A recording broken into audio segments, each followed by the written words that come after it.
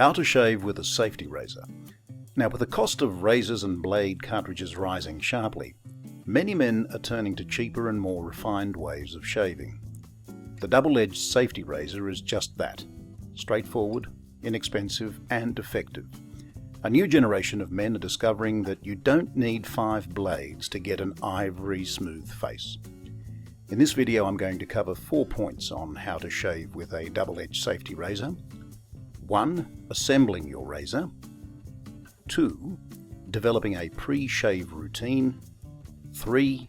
Mastering the shave. 4. Developing a post-shave routine. Assembling your razor. Unscrew the head and comb from the handle. Double-edged or DE razors come in 3 parts: the head, which covers the razor blade, the comb, which fits between the head and the handle, and the handle itself, which you hold as you shave. Hold onto the head and comb as you unscrew the handle. This will unlock all 3 parts of your razor. Next, fit a sharp razor blade between the head and comb. Place a razor blade between the head and the comb, making sure to line up all 3 holes in the head, razor blade and comb. Which razor blade should you use? Well, your choice of razor blades will most likely depend on your beard. Thicker beards usually require sharper blades. Those with thinner beards will find that duller blades may be more forgiving, although they can tug at the beard instead of cutting right through them. Feather blades made in Japan are the industry standard when it comes to sharpness. Now, if you take your time shaving, which you should, these blades will offer casual and serious groomers alike the closest of all possible shaves. Next, fasten the razor blade by screwing the head and the handle together. Now tighten the razor blade to its mooring between the head and the comb, and you're ready to start shaving. Developing a pre-shave routine. Now consider showering before you start shaving. Showering before shaving is an important step that many casual shavers forget, but only some can get away with. Showering moisturizes and softens your beard, making the shaving process afterwards a lot easier and producing fewer nicks and cuts, and that can only be a good thing. Wash your face with warm water and facial soap or scrub. Now, over time, your face accumulates dead skin. Removing that layer of dead skin on your epidermis by washing before you take the razor to your skin often, if not always, results in a much better shave. Scrubs, which contain small abrasives, do a particularly good job of ripping off dead skin. Many men use glycerin soap before shaving to contribute to a better shave. Glycerin soap does a good job of both removing dead skin and smoothing out the skin without robbing it entirely of moisture. Next, work into a small amount of pre-shave cream or oil if you wish. A small dab of pre-shave oil, which contains a bit of glycerin, softens the beard while prepping the face of the skin for repeated contact with the blade.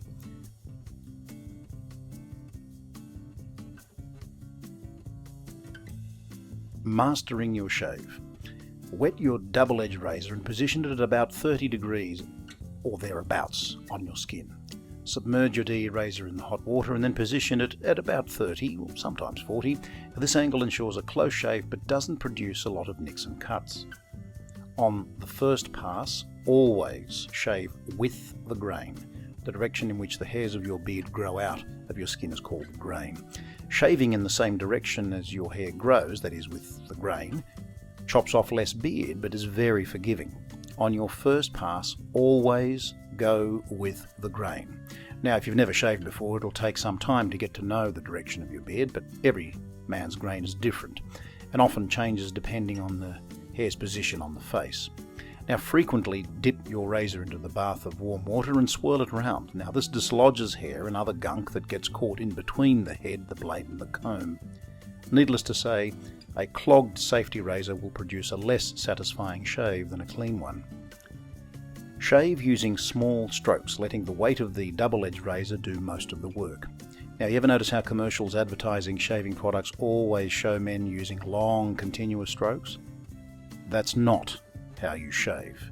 It may look nice in commercials, but it turns into a blood bath and you end up becoming a blood donor.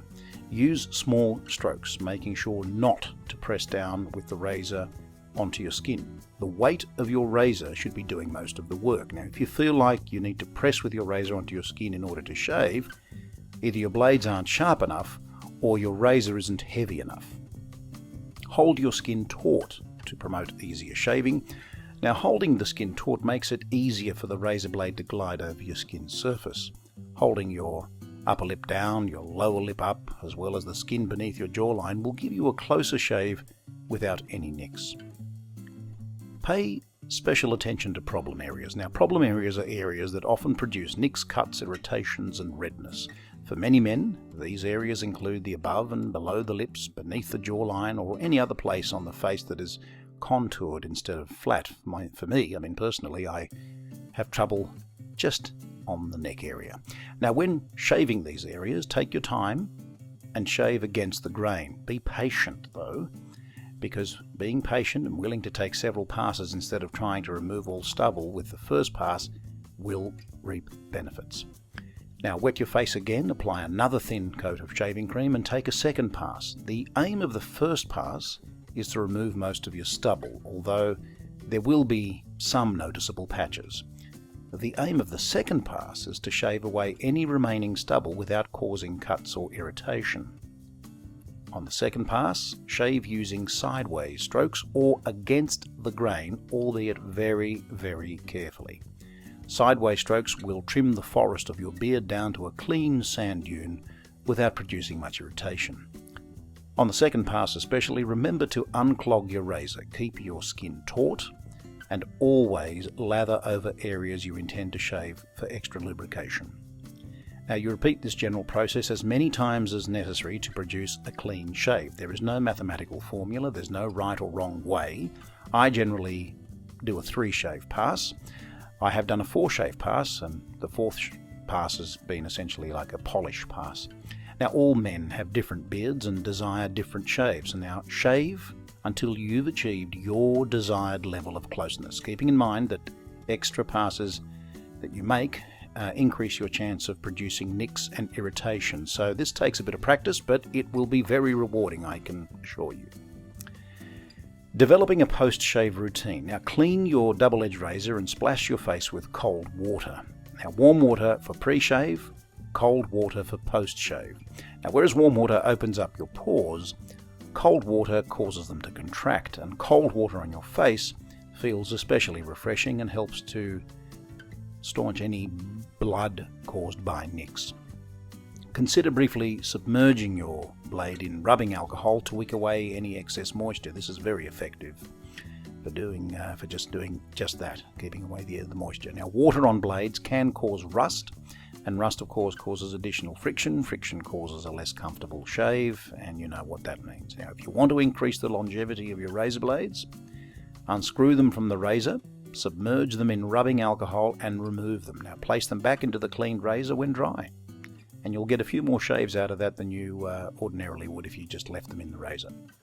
Now, if you've used one, clean off your brush and make sure that it's relatively dry. I would definitely recommend using a brush. Rinse your brush under cool water to remove any remaining soap, and lightly shake the wet brush until most of the water is gone. And of course, store in a well-ventilated area. Don't put it back in a cupboard. And of course, the thing that we all know that we should be doing, apply aftershave. Now, aftershaves help to tone and sometimes hydrate the skin post-shave. Essentially, there are 2 different types of aftershave. There are alcohol-based ones and witch hazel-based. Alcohol-based aftershaves are generally cheaper but tend to sting and are prone to drying out the skin, much the same way that they dry out the razor blade, in fact. They are the most widespread aftershaves on the market. Witch hazel aftershaves are cooling and don't sting the skin, but offer less of a toner to skin than alcohol-based shaves. They are very forgiving and increasingly popular in the post-shave routine. I personally use witch hazel, and I suggest that you do too. And finally, hydrate your skin with moisturizer. You've just poked and prodded your skin, tugging at it and lumping off hair, probably along with some skin. Now, in order to keep your face as healthy as possible, give it some nourishment in the form of moisturizer. Your skin will thank you. Oh, and another little tip. Potassium alum, which is also called an alum block, is very, very good for treating any nicks or cuts you give yourself during shaving. Now simply wet your face after shaving, rub an alum block over any problem areas, or over your entire face in fact, and then just pat it dry. Alum will stop the bleeding very quickly, and it doubles as a great acne buster. Well, thanks for watching this video. Stay tuned for more. Thank you. Bye-bye.